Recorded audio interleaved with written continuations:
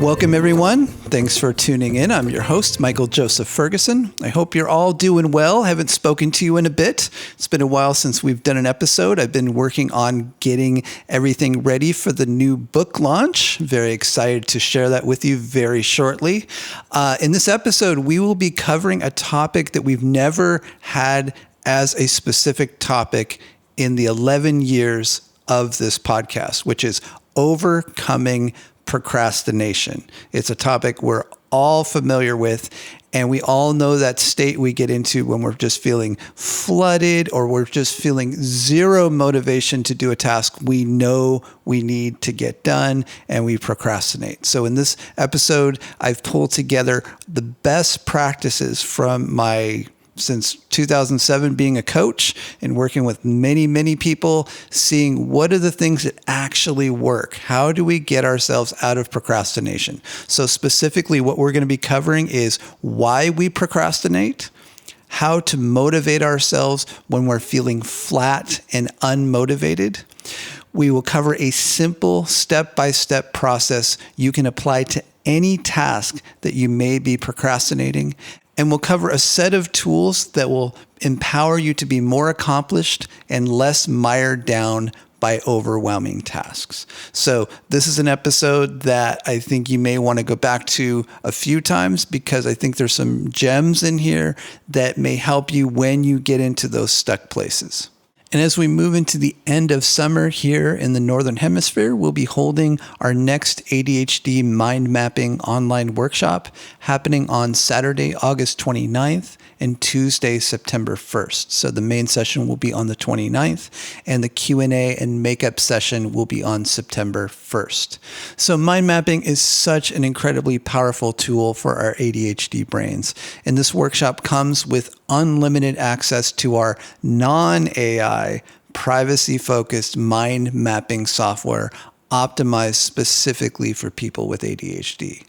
It's the tool that can help us break down overwhelming tasks, map out larger and smaller projects, flesh out writing assignments, plan our day or our week, problem solving, brainstorming. It can reduce overwhelm and greatly improve our follow through. And if you're a parent of a high school or college student that is struggling, I highly recommend gifting this to them. I've recently had conversations with university staff, and there's a real concern that students are offloading their executive functioning to AI, and this can have real consequences. We need these non-AI executive functioning tools to give us a leg up in an ever more competitive job market.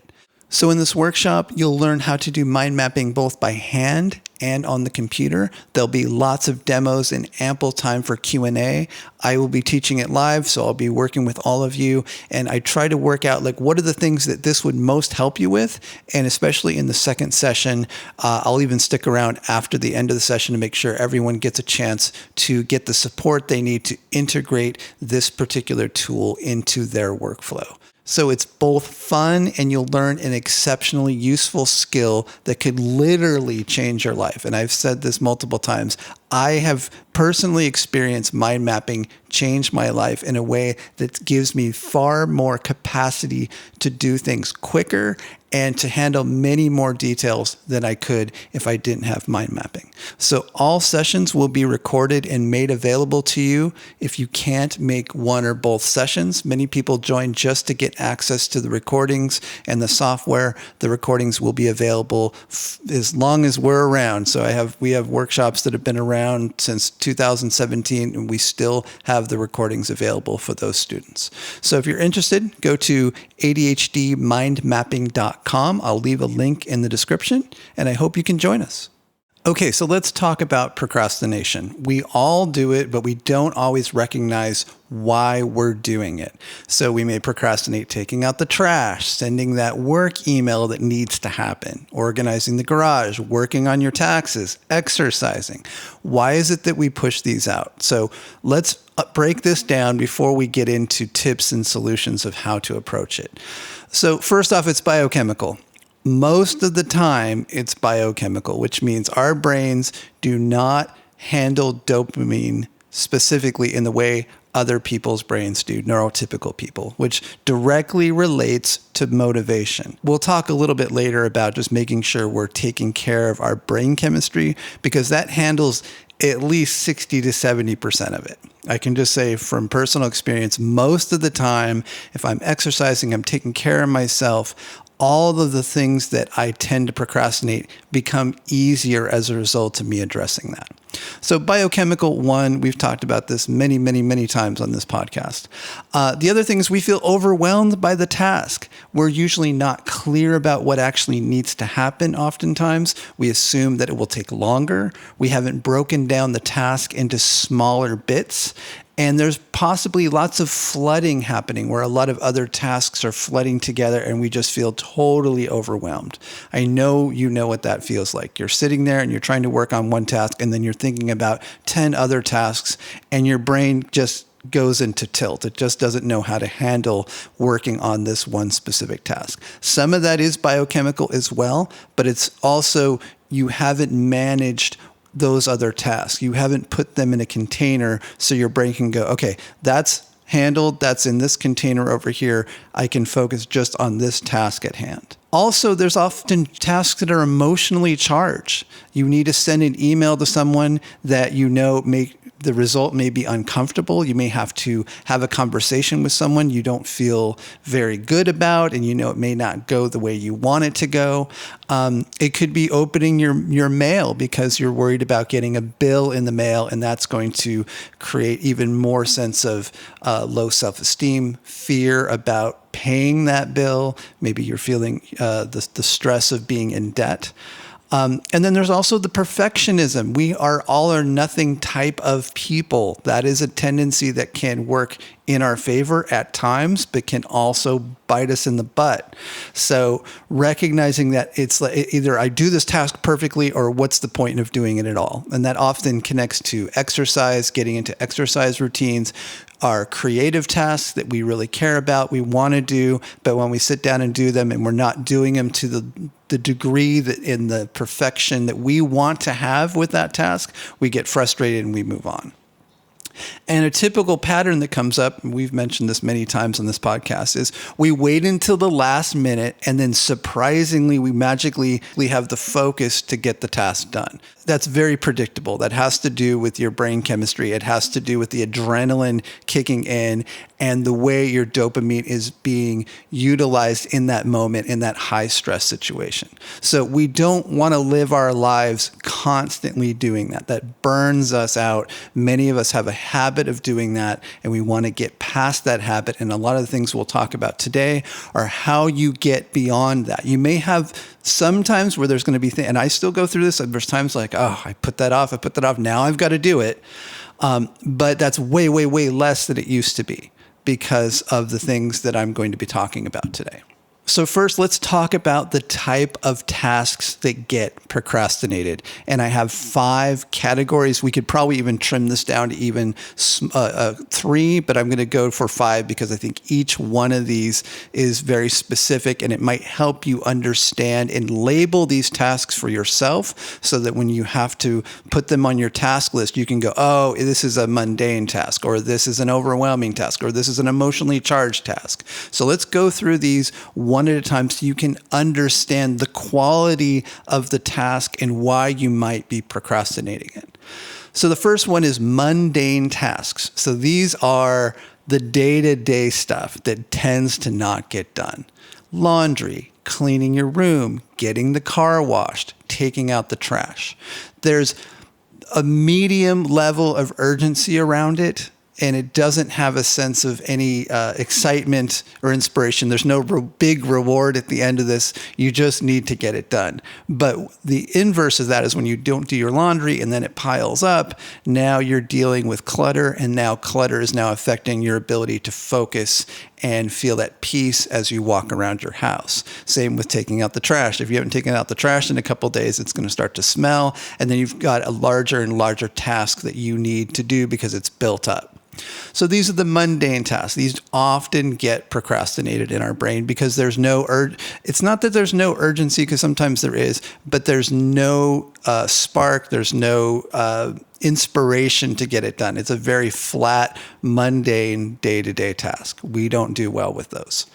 Overwhelming tasks. So these tend to utilize our executive functioning. These are like reports, emails. If you're moving, I constantly have people on my coaching schedule that are in the process of moving. And so walking them through breaking those tasks down and figuring out what you need to do, because that is such a monumental list of subtasks when you move, that is definitely something that I would consider an overwhelming task. So mundane tasks, overwhelming tasks, emotionally charged tasks. These are things like fear of failure or disappointing someone if you don't do it just right. So you're feeling on edge to do the task, because if you don't do it right, there's consequences. Things will happen. Often this is connected to work-related tasks. Someone is expecting something of you. Maybe you didn't do the task well in the past and there was some negative consequences of it. And again, I mentioned earlier, opening your mail. Maybe you're just afraid that you'll see a bill and you're going to be overwhelmed with how you're going to pay the bill. That could be an emotionally charged task, even though it seems so mundane. Oh, I'm just opening my mail. But underneath that, there's an emotional current that you did not recognize. And often this is connected with our own self-esteem. Maybe it's scheduling a difficult conversation you have to have with your partner.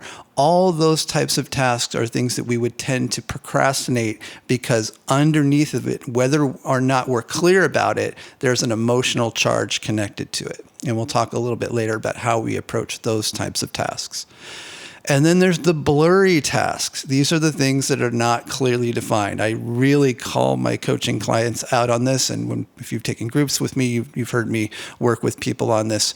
If you don't have a clearly defined task, it's blurry, then you're probably not going to make progress on it. It's something like, I want to learn a musical instrument, or I want to make progress in finding a job. They're kind of blurry. They don't really have, there's no deadline to it. There's no charge to it. It's very mercurial. There's no support around that task. It's just blurry. It's sort of a vague intention that you have. But until you can get it out of a vague intention, 99% of the time, you're just not going to do it. It's just going to be on your list. But then you're going to feel bad about it.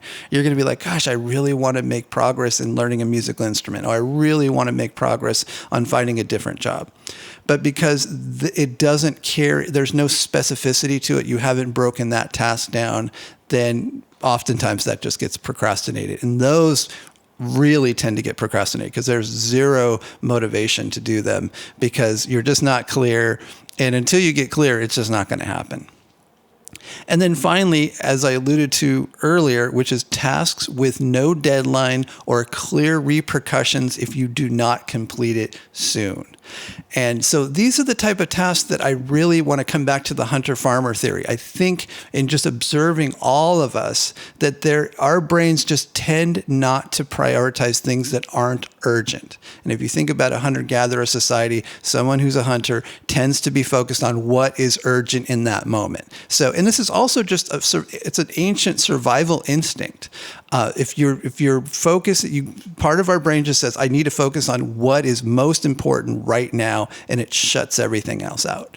Now, it's not all bad. If you've heard me interview people who are EMTs and people who are in an emergency situation, we often do really well. Not everyone, not all of us. I don't do that, but a lot of us can have the ability to handle emergency situations because we can just hyper focus on this urgent thing right here and now, and everything else gets shut out. And for certain trades and certain jobs, that could be actually really helpful. But when you have a task that has no deadline and no clear repercussions, if it doesn't get completed soon, there's a really good chance we're going to procrastinate it. So these are tasks like organize your garage, clean your desk, rearrange your office, things that don't have something that you want to have happen, but it just doesn't feel urgent. Nothing's on fire. So nothing may ever be on fire with that, unless like your office gets so cluttered that you have to clean it. Most likely we can kind of just manage that low level of clutter or manage that low level of, well, I'll just get to it tomorrow or the next day. So tasks with no deadline or clear repercussions, if it's not completed soon, often get procrastinated. So let's go through that list again. So typically the tasks we procrastinate fall into these categories: mundane tasks, overwhelming tasks, emotionally charged tasks, blurry tasks, and tasks with no set deadline or clear repercussion if not completed soon. Okay, so that's really, we're doing a deep dive here, because when you understand and you have some really clear self-awareness, you have traction. You can start making progress on the tasks that you tend to procrastinate. And sometimes you make the decision to not do it. But it's a decision. It's not something vague that you've left open, like you're leaving open a tab on your browser that slowly it slows and slows and slows. And you try to open up your browser and you've got a billion tabs and it's overwhelming. There are times when you need to just shut it and say, I'm not going to do that right now. And that's a decision. And then you can move forward from there. And life often requires us to do that. There's a lot of things we want to do, but there's not always the time or the energy available to do the task. And so putting it aside is often a very good decision, so you can keep your brain clear and fresh and focused on the things that need to happen in the next week, the next 2 weeks, the next month. Okay, so now let's talk about motivation. How do we motivate ourselves? How do we get ourselves to do the thing that we want to do that day? How do we get ourselves to actually make some movement towards getting a task done? So let's break this down into a couple steps here. So the first step is, and most important, is identifying if there's a biochemical piece that you haven't addressed. And most of the time, the answer is probably yes. If you're feeling flat and unmotivated and kind of blurry, it's biochemical almost 100% of the time. So how do you support your brain chemistry? We've gone through this constantly on this podcast, but I just want to keep coming back to it because it's not rocket science. But we do need to focus on it, because otherwise we just stay in that space and for months, we don't get anything done. So ways you can support your brain chemistry and support specifically dopamine production, getting yourself clear, getting yourself focused. First thing, 20 to 30 grams of protein for breakfast and lunch, ideally. That the reason being is you're getting L-tyrosine, which is a precursor to dopamine. You're also getting L-tryptophan. All those amino acids are inside of protein. This is what your body needs to generate dopamine, which will support your focus. Alongside of that, 10 to 15 minutes of cardio exercise a day, if you can, if you're physically capable of doing it, most of the time that will contribute to you having extra focus and a greater ability to motivate yourself to do the tasks that you have at hand. Reducing the artificials, recognizing that the artificial flavorings and preservatives can exacerbate ADHD symptoms. If you can start to reduce those or eliminate those from your diet, especially for breakfast and lunch, highly recommended. Reduce the carbs for breakfast specifically. If you tend to have a lot of sweets and sugars or carbs for breakfast, test it out. See if you can reduce those or eliminate those in the morning. Try to get as much protein the first part of the day as possible. You're going to increase the likelihood you'll have the motivation to do the things you need to do. Getting enough sleep. If you recognize you're in a pattern of staying up really late and not getting up early, or you're waking up groggy because you only got 5 hours sleep, there's something to focus on. That's beyond the scope of this episode, but go listen to, I've done multiple episodes now on sleep. I will leave those in the podcast description. You can go listen to those. Making sure you're getting enough sunlight in the morning. If you're in a location that doesn't get a lot of sunlight, or you tend to just stay inside and not get sunlight, sunlight helps support your brain chemistry. It helps support your mood. There's many studies on that. 10 to 15 minutes of direct sunlight every day at minimum in the morning between the time you wake up and maybe 10 a.m. would be ideal. Meditation can also support dopamine production and also help you focus. So meditation is like building the muscle of focus. If you can find a simple meditation app And or what I would more recommend is find a group online or in person where you can go and practice meditation with other people. Way more effective. Apps are great. Practicing with especially someone who's really skilled as a meditation teacher is going to give you way more support. So in terms of motivation, we also want to look at our emotional motivation. How do we motivate ourselves? Where's the part of us that feels like, oh, I just really don't want to do it? And if we tune into ourselves when we're feeling resistance to do a specific task, especially if it's like a mundane task, there's kind of an inner little kid that tends to put its foot down and say, I don't want to do this right now. I'm tired. I've been working really hard. I just don't want to do this task. I've just talked to so many of you. I know this is part of the dynamic that happens. It's like, I've worked all day. Why on earth would I want to go and do the laundry or clean up? I just want to sit down, veg out, watch TV, watch YouTube. I don't want to do this task.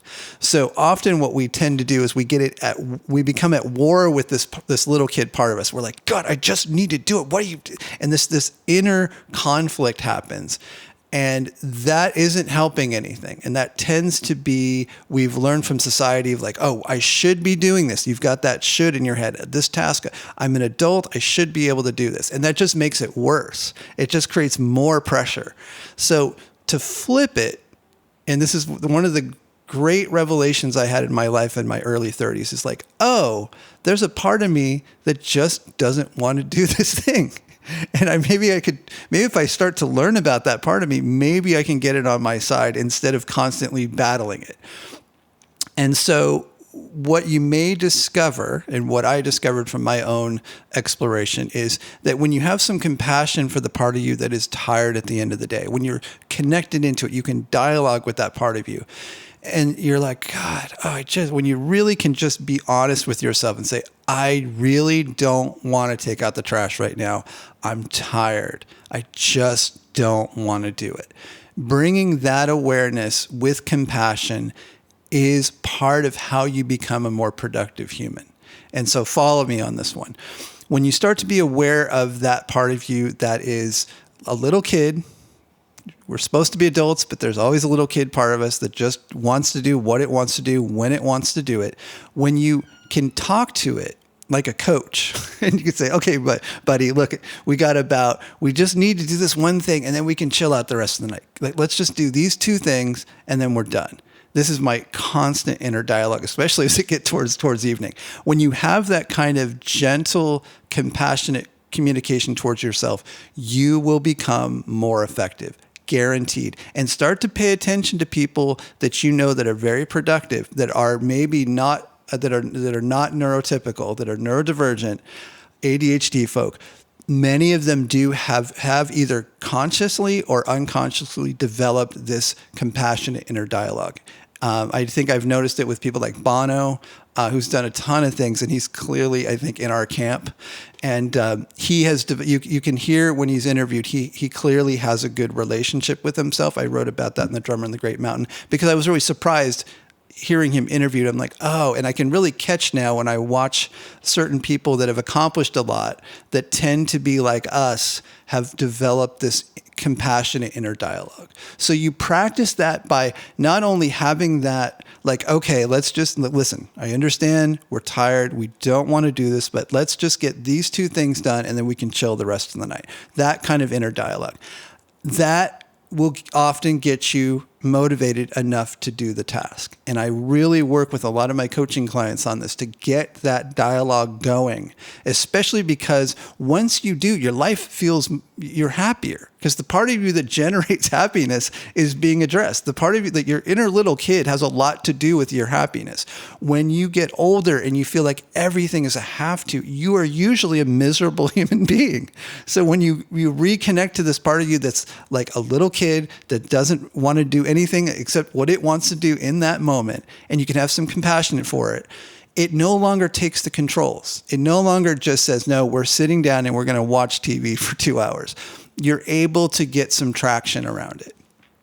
So the other thing in terms of motivating yourself is celebrating small wins. If you go do and take the trash out, celebrate. Like, I did it. All right, I did it. I know for other people, this is really easy. For me, this is really hard, and I did it. Just 2 seconds of acknowledging the win can go a long way to motivating yourself to do harder tasks.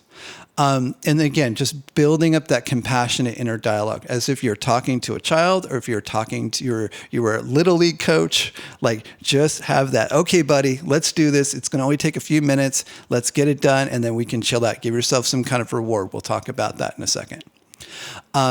Also, with motivation, is be sure to accept that you don't have to do this perfectly.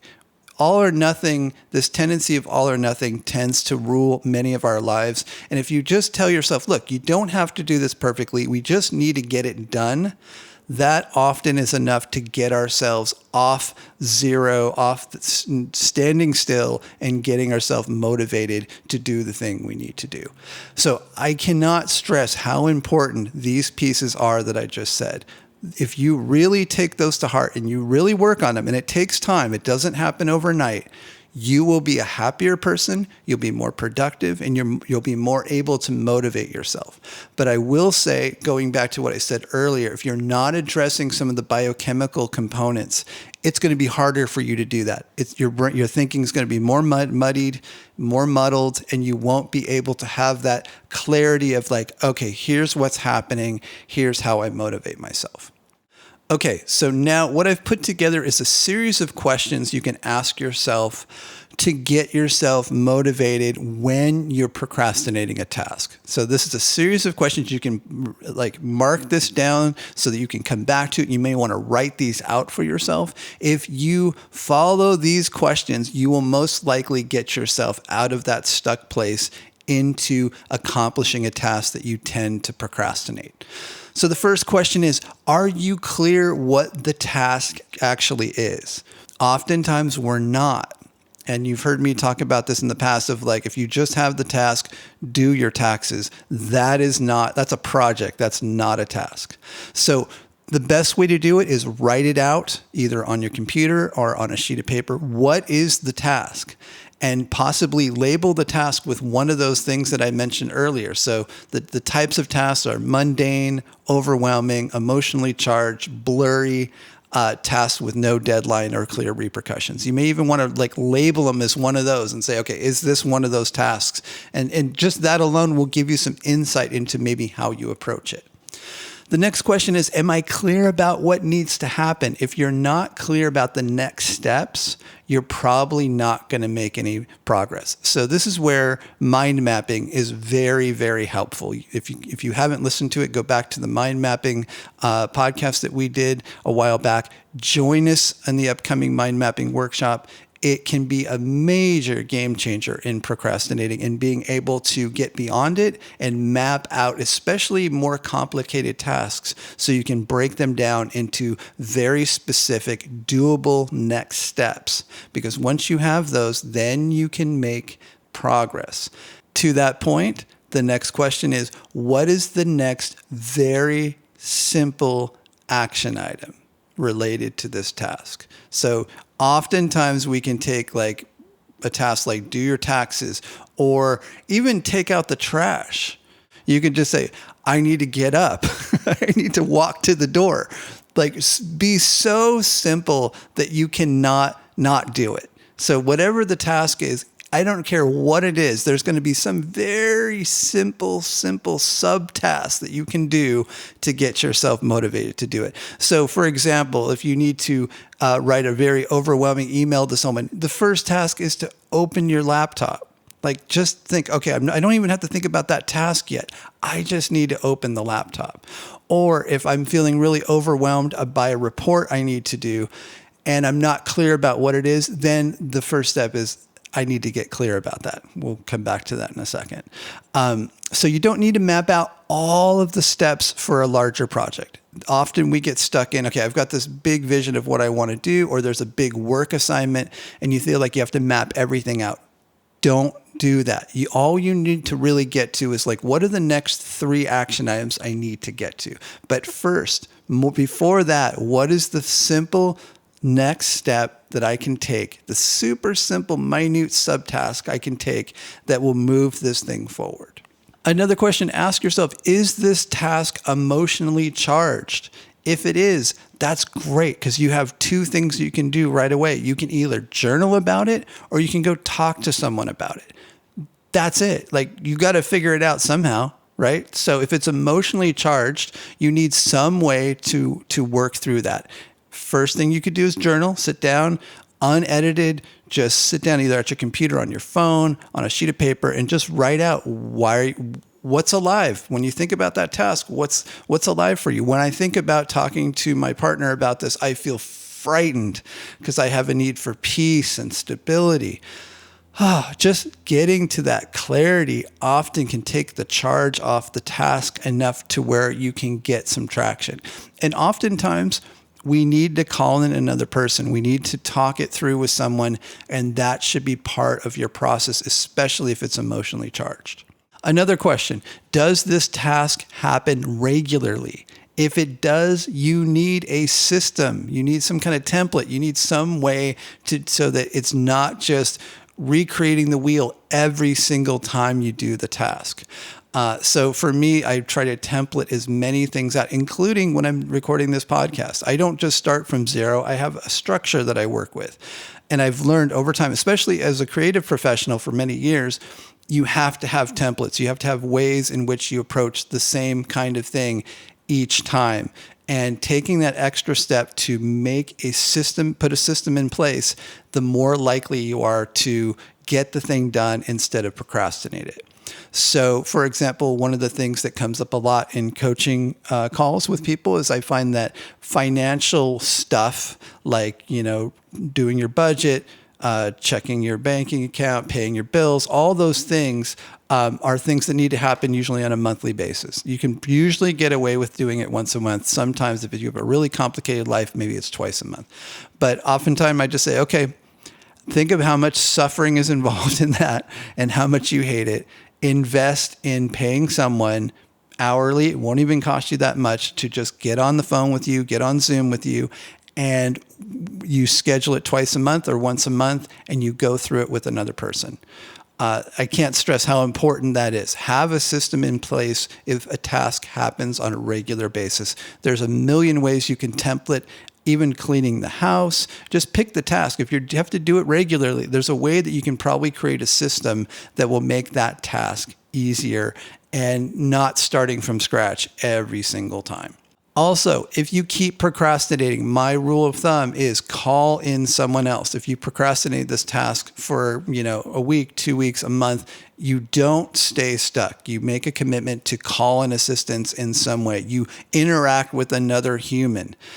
We are communal animals. We need other people. We tend to tell ourselves we have to do this all by ourselves, and that is a mistake. To that end, can this task be delegated? Do you even have to do this task? If you are a parent, can you delegate some things to your children so they can start learning some of these tasks so that they don't get thrown out into the world and then have to start from zero and get overwhelmed by life? Can you give them certain tasks that are on your plate? Can you give them a way, like, to spend the time to show them how the task is done, give them some reward for it, or just have a communication like this is what it's like being in this household.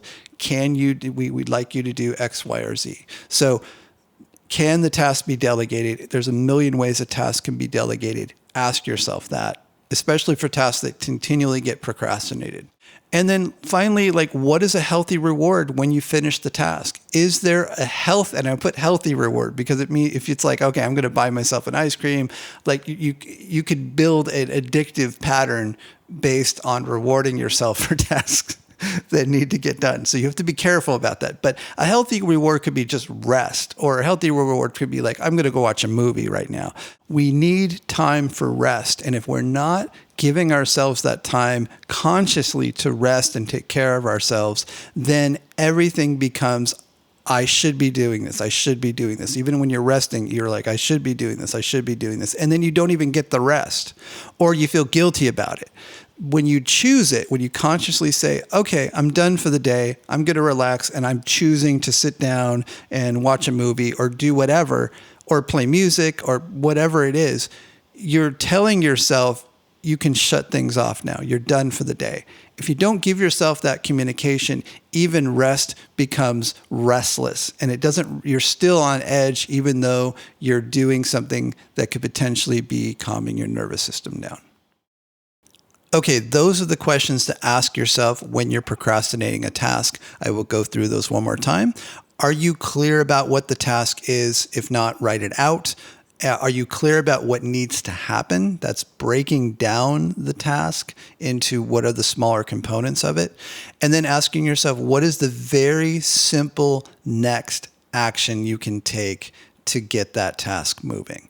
You're at the thin end of the wedge. What is the simplest thing you can do to just get yourself from not doing it towards doing it? And the example I gave earlier was if you have to take out the trash, just literally getting up and walking out the door is the very first step you need to take. I'm just going to do that. I don't even have to think about anything else yet. Is this task emotionally charged? If so, journal or talk it through with somebody. Does this task happen regularly? If so, what is the system that you need to build or a template you need to create? Can you call in assistance? Can this task be delegated? And what is a healthy reward you can give yourself when you complete this task? So that's a list of questions that may be helpful for you when you're approaching a task that you continually procrastinate. So to wrap up, we're going to talk about a couple tools that may be helpful to you to reduce your procrastination and also increase your productivity overall. First off, and you hear me say it all the time, we do workshops on it, but there's a reason why we do it all the time. Mind mapping. Mind mapping can be so helpful because it trains your brain to think in containers. Just the act of mind mapping and training your brain to do that gives you the ability to containerize, reducing flooding.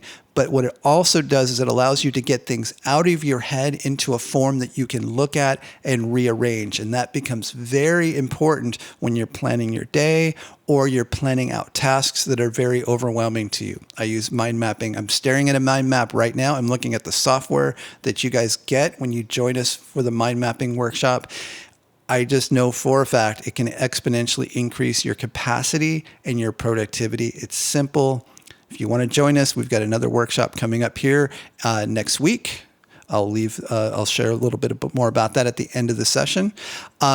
The next tool is journaling, especially when you're feeling overwhelmed or you're feeling flooded. Journaling can be such a key tool. I will leave a link in the episode for the journaling episode that I did a while back that really maps out, here's exactly how you can journal to get yourself unstuck, including there'll be a PDF connected to that episode that can be very helpful to print out.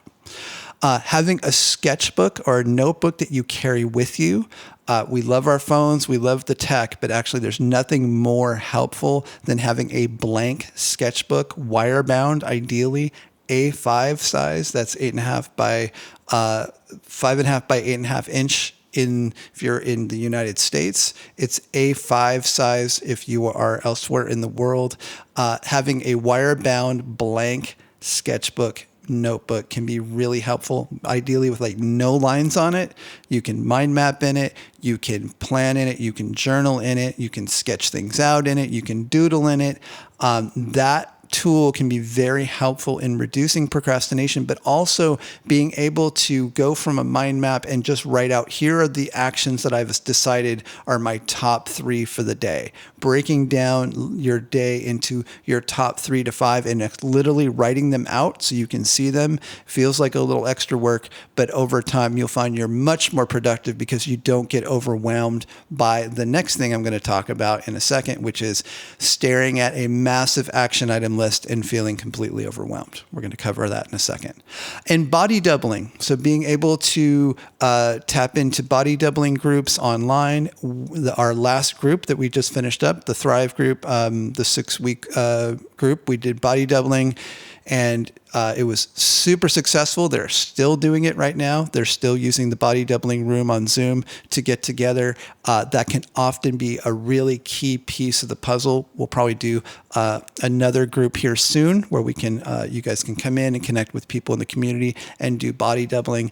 It's basically just getting online with other people, and you've got a task that you need to do and they have a task they need to do, and you're all agreeing to just do the task while there's other people present in the room. You can sometimes turn your camera on, then turn it off, but just having that accountability of other people can be so helpful in getting a task done that you're really procrastinating. So body doubling, such a key tool. The 5-step daily planning method, it's something we will actually cover in the mind mapping workshop. That is a method by which you can plan your day. I've taken, for many years of doing this and working with other people, I've identified 5 different steps that you can take. And it's in The Drummer in the Great Mountain. It's also in the ADHD Time Management ebook that's free if you get on Amazon. It's gotten, I don't know how many, tens of thousands of downloads. It's free. You can download that. That also covers the 5-step daily planning method is in there as well. And a couple of tips just to leave you with. One of them is, when you're scheduling your day, really think in terms of sessions. This is sort of the idea of the Pomodoro technique, which is 25 minutes on, 5 minutes off. But if that's a little too constricting for you, I find I don't use it that much specifically like that. But try to think of sessions being like anything under an hour, and saying within that session, I'm going to try to get this done. So for example, you may schedule, if you're really procrastinating your correspondence, maybe every morning between 10 and 11 is your correspondence time. Depending on your job, maybe that's the time you need to do. Blocking that time out, not for a specific correspondence, but blocking it out for that general category of correspondence. We can go deeper into, actually, the thing that I didn't put in my notes, but I think is actually really important to talk about, is just mindful scheduling. If you have overwhelming or mundane tasks that you tend to procrastinate, try to put those in the morning between the time you wake up and about 1 p.m. Probably your window is going to be, for most people, it's between like 9 and 1 tends to be the time when our dopamine levels are at their peak. So you could probably focus more easily on these overwhelming types of tasks versus trying to do them at night when you're tired and you just want to rest, and then you feel bad that you don't get it done. Ideally, block in as much as you can of those tasks that you tend to procrastinate in that morning to early afternoon window. If you can add in a short 10 to 15 minute exercise routine at the beginning of the day, that's probably going to help you. And then finally, do not stare at a massive action item list. That is just the bane of our existence. It's okay to have an action item list, but don't work off of it. When I talked earlier about the 5-step daily planning method, which we'll talk about in the mind mapping workshop, if you are able to take your tasks and identify, okay, I'm starting the day and I'm doing my daily planning, you can kind of get all that stuff out of your head, do a brain dump, and then identify what are my top 3 to 5 tasks that I need to get done today. And you just look at that list. That's why I'm saying having a sketchbook to write those out, so you can write them out and cross them off as you get them done physically versus being on the phone or being in an app, tends to be more effective. It really hones your brain to think in terms of these particular tasks and ignores everything else. But to get to that, you kind of need to go through a planning method in the morning where you've gotten it all out of your head. You've looked at all the things that you think you should do, and then you've identified that 3 to 5 tasks that most need to happen that day. So we don't want to just work from a big action item list. We want to work from the specific actions that would be most helpful to get done today and only see those action items.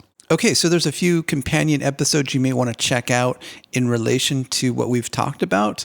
The first episode is Journaling for Clarity. That's episode 65. Perfectionism and all or nothing thinking. That's episode 78. We have 2 sleep episodes you might want to check out. That's 62 and 105. The mind mapping episode, which was 123. and The Power of Sunlight, which was episode 79. So I will leave a link to all of those in the description of this podcast. And a couple more points before we wrap up. First off, if you're interested in working with me as a coach, you can reach out to us at info@alivelifecoaching.com. I may have a couple slots opening up here. I've opened my schedule up a little bit, so there might be a few more slots available. You can also go to alivelifecoaching.com. I will also leave a link in the description for that as well. And if you're on our email list, you'll know that we are starting a new newsletter, and that will be going out regularly. And one of the requests that I put out that I was really surprised we got a lot of response from is share your wins. We're going to start a wins wall that's going to be included in every email newsletter. So if you'd like to share a win, you can drop us an email at info@drummerandthegreatmountain.com. When you share your win, you're supporting the community in seeing what is possible when you're integrating and applying some of the things we talk about on this podcast. So if you're not on the email list, please go to drummerandthegreatmountain.com and go to the subscription box, sign up. You'll be able to get that newsletter as it is now ramping up and we're getting ready to launch the new book. And finally, I just want to say a big thank you to everyone that joined us in our 6-week Thrive group. It was such a pleasure to connect with all of you. I was just so impressed. Every time we do this, I feel a sense of humility and gratitude for the people that listen to this podcast. Just exceptional human beings, so supportive. It really, one of the greatest compliments we got from someone in the group was that they've never experienced such a supportive environment, especially in the ADHD circles. So if you'd like to join us in future groups, we'll be posting, I think we'll probably be starting another one in September, October. So if you'd like to join us, join the email list and we'll be notifying you when a new group is starting up. And that's it. So I hope you're doing well, and I hope you're having a wonderful summer and or winter, depending on where you are in the world. And until next time, be well. Thanks for joining us. If you'd like to learn more about the book, The Drummer and the Great Mountain, visit drummerandthegreatmountain.com. To join us on social media, click the links at the top of the homepage. Help us spread the word. We're a small press and reviews really help. If you've been enjoying the podcast or the book, consider writing a review on iTunes, Amazon, Goodreads, or your podcast app. If you're new to the podcast and want to quickly get up to speed on the concepts we discuss, check out our free 5-day mini course. Visit drummerandthegreatmountain.com/mini course. If there's a topic you'd like us to cover on future episodes, we'd love to hear from you. Please send us an email at info@drummerandthegreatmountain.com.